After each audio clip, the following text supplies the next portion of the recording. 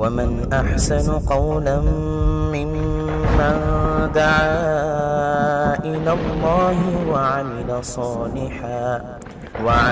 صالحا وقال إنني من المسلمين.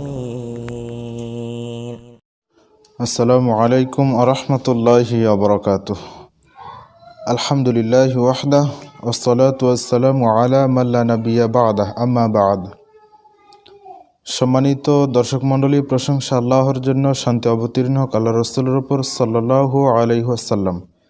দর্শক মণ্ডলী, আজকের সংক্ষিপ্ত সময় আমরা আলোচনা করব ইমাম আবু হানিফা রাহিমাহুল্লাহর লেখা কিছু কিতাব এর বিষয় নিয়ে।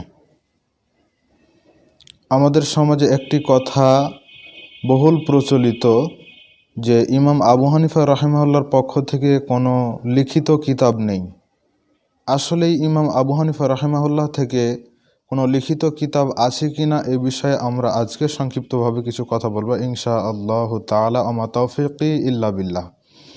দর্শক মণ্ডলী, ইমাম আবু হানিফা রাহিমাহুল্লাহ এর পক্ষ থেকে লিখিত ফিকহি কোনো কিতাব নেই, এ কথা সত্য। ইমাম আবু হানিফা রাহিমাহুল্লাহর লিখিত ফিকহি কোনো কিতাব নাই, ফিকার কোনো কিতাব নেই। তিনি যেসব বক্তব্য দিয়েছেন, যেসব ফতোয়া দিয়েছেন, সেগুলো সব তার ছাত্ররা বা তার অনুসারীরা লিখে রেখেছেন, বর্ণনা করেছেন, এইরকম কিছু পাওয়া যায়। কিন্তু ফিকহি বিষয়ে তার কোনো কিতাব নেই। আকিদা বিষয়ক ইমাম আবু হানিফা রাহিমাহুল্লাহর বেশ কয়েকটি কিতাবের নাম আমরা জানতে পেরেছি, যেগুলো ইনশাআল্লাহ আপনাদের সামনে বলবো। ইমাম আবু হানিফা রাহিমাহুল্লাহ সহ সেই সময়ের বিশিষ্ট ফকিহগণ আলোচনা করেছেন তাদের আকিদা বিষয়ক কিতাবগুলো নিয়ে। ইমাম আবু হানিফা রাহিমাহুল্লাহর ছাত্র ইমাম আবু ইউসুফ এবং মুহাম্মদ, তারাও তাদের লিখিত কিতাব রয়েছে আকিদা বিষয়ক। ইমাম আবু হানিফা রাহিমাহুল্লাহর আকিদা ব্যাখ্যায় ইমাম তহাবির প্রচেষ্টা বিশেষভাবে স্মরণ করা যায়। ইমাম আবু জাফর আহমদ ইবনু মোহাম্মদ আত-তহাবি 239 হিজরিতে মিশরে তিনি জন্মগ্রহণ করেন এবং মুসলিম বিশ্বের বিভিন্ন দেশে তিনি ইলম শিক্ষা করেন, প্রচার প্রসারে কাজ করেন।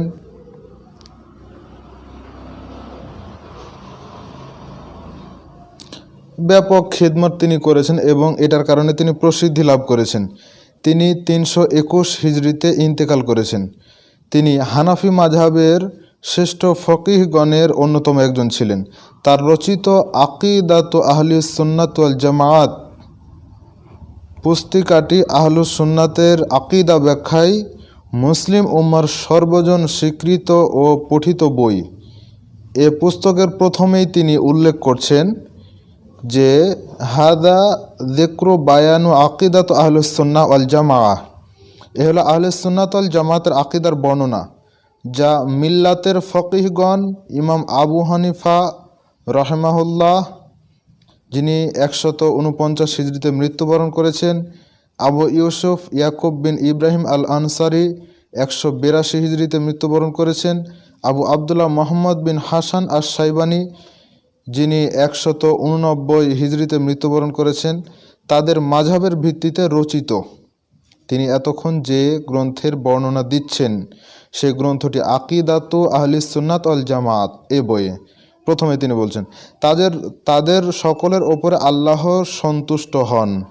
তারা দ্বীনের উসুল বা মূলনীতির বিষয়ে যে আকিদা পোষণ করতেন এবং যে নীতিতে তারা রব্বুল আলামিনের আনুগত্য করে গেলেন, তারই অনুসরণে রচিত গ্রন্থটি। এটি ভূমিকাতে উল্লেখ করা হয়েছে।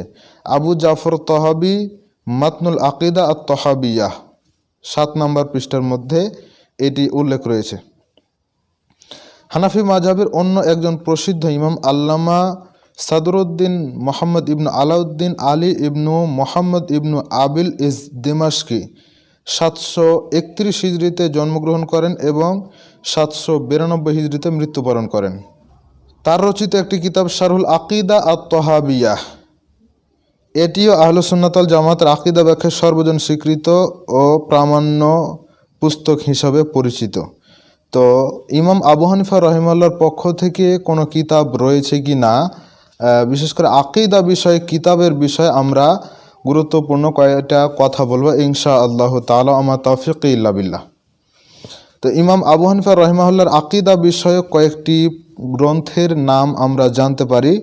বিশেষ করে শাইখ ডক্টর খন্দকার আবদুল্লাহ জাহাঙ্গীর রাহিমাহুল্লাহ, যিনি 2016 সালে মৃত্যুবরণ করেছেন, তিনি ফিকহুল আকবার, ইমাম আবু হানিফা রাহিমাহুল্লাহর আকীদা বিষয়ক একটি গ্রন্থ ফিকহুল আকবার এর বঙ্গানুবাদ এবং ব্যাখ্যা করতে গিয়ে 135 পৃষ্ঠার মধ্যে ইমাম আবু হানিফা রাহিমাহুল্লাহর কয়েকটি গ্রন্থের নাম উল্লেখ করেছেন। তিনি প্রথমে উল্লেখ করেছেন আল ফিকহুল আকবার, শ্রেষ্ঠ ফিকাহ। এটি মদিনা মুনাওয়ারার সুপ্রসিদ্ধ প্রাচীন গ্রন্থাগার ও প্রাচীন পাণ্ডুলিপির সংরক্ষণাগার শেখুল ইসলাম আরিফ হিকমাতের লাইব্রেরিতে রয়েছে। আর ফিকহুল আকবার ইমাম আবু হানিফা রহিমাহুল্লাহ তিনি এটা লিখেছেন।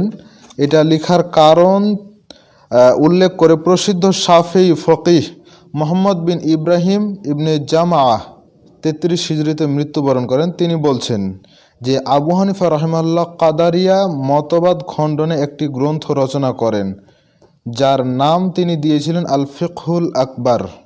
তার ইদাহুদ দালিল এর মধ্যে তিনি উল্লেখ করেছেন 22 পৃষ্ঠার মধ্যে। তো ইমাম আবু হানিফা রহিমাহুল্লাহ রচিত আল ফিকহুল আকবার এই গ্রন্থটি প্রসিদ্ধ। এটি ডক্টর আবদুল্লাহ জাহাঙ্গীর রহমাহুল্লাহ তিনি নিজে বাংলায় অনুবাদ করেছেন এবং ব্যাখ্যা করেছেন। এরপরে আশরাফ আলী থানভী রহমাহুল্লাহ তিনিও এটির ব্যাখ্যা করেছেন। এইরকমভাবে অনেকে এটার ব্যাখ্যা করেছেন। 2 নম্বর হচ্ছে আল ফিকহুল আবসাত, বিস্তারিত ফিকাহ। ইমাম আবু হানিফা রহিমাহুল্লাহর দ্বিতীয় একটি গ্রন্থ ফিকহুল আবসাত। এই গ্রন্থটি মূলত ফিকহুল আকবার গ্রন্থের দ্বিতীয় ভাষ্য। গ্রন্থটির সংকলক ইমাম আবু হানিফার ছাত্র আবু মতি বালখি হাকাম ইবনে আবদুল্লাহ ইবনে মুসলিম খোরাসানি, যিনি 199 হিজরিতে মৃত্যুবরণ করেছেন। তিনি ইমাম আবু হানিফা রহিমাহুল্লাহকে আকীদা বিষয়ে কিছু প্রশ্ন করেছিলেন। এ সকল প্রশ্ন ও উত্তরের সংকলন হচ্ছে এই গ্রন্থটি ফিকহুল আবসাত। অনেকে এই পুস্তিকাটিকে ফিকহুল আকবার নামে উল্লেখ করেছেন, তবে সর্বসম্মতিক্রমে এটি ফিকহুল আবসাত নামেই পরিচিত। যাই হোক, তারপরে 3 নম্বর যে বইটি সেটা হচ্ছে আল আলিম ওয়াল মুতাআল্লিম, জ্ঞানী ও শিক্ষার্থী এ বিষয়ক একটি বই। এটিও আকীদা বিষয়ক একটি বই। এ গ্রন্থের বিষয়বস্তু প্রশ্ন এবং উত্তর।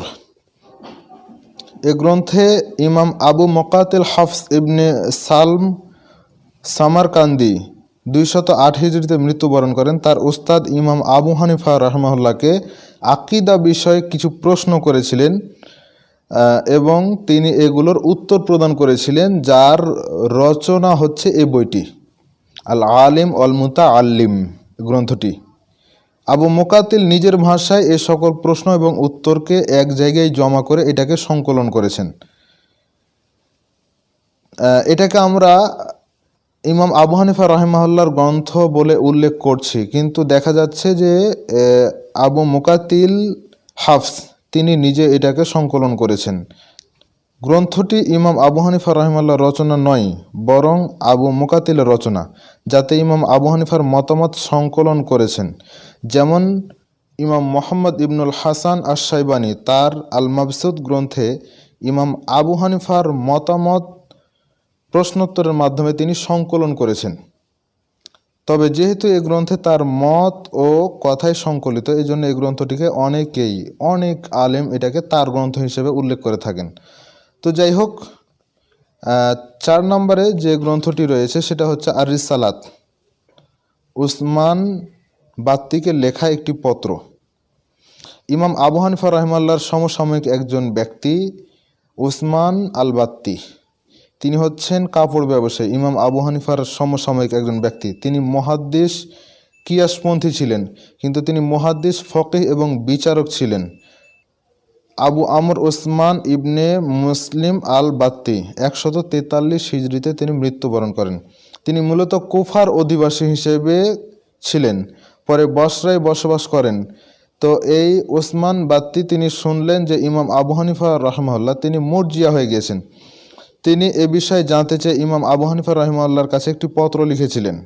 এই পত্রের জবাব দিতে গিয়ে ইমাম আবু হানিফা যে মতামতগুলো উল্লেখ করেছেন, যে কথাগুলো বলেছেন, ইমাম আবু হানিফা তার মত ব্যাখ্যা করে ও তার বিরুদ্ধে অভিযোগ খণ্ডন করে এই পত্রটি লিখে পাঠান। এটাই হচ্ছে আর রিসালাত বা ওসমান বাত্তিকে লেখা একটি পত্র। 5 নম্বর হচ্ছে ওয়াসিয়া। এটি ইমান আকিদা বিষয়ে ইমাম আবু হানিফা রাহিমাহুল্লাহর কিছু ওসিয়ত সংকলিত একটি গ্রন্থ, যা মদিনা মুনাওয়ারার শেখুল ইসলাম আরিফ হিকমাত লাইব্রেরিতে রয়েছে। এই কয়েকটা 5টা কিতাব, এই কয়টা কিতাব হচ্ছে ইমাম আবু হানিফা রাহিমাহুল্লাহর রচিত আল ফিকহুল আকবার, ফিকহুল আবসাত, আল আলিম মুতাআল্লিম, আর রিসালাত, আল ওয়াসিয়াহ। এই 5টি গ্রন্থ ইমাম আবু হানিফার দিকে নিসবত করা হয়। আল্লাহ সুবহানাহু ওয়া তাআলা ইমাম আবু হানিফা রাহিমাহুল্লাহ সহ সকল মুহাদ্দিস ইমামগণের ওপর রহম বর্ষণ করুন, আমিন। সুবহানাকা আল্লাহুম্মা ওয়া বিহামদিকা আশহাদু আল্লা ইলাহা ইল্লা আনতা আস্তাগফিরুকা ওয়া আতুবু ইলাইক। আসসালামু আলাইকুম ওয়া রাহমাতুল্লাহি ওয়া বারাকাতুহু।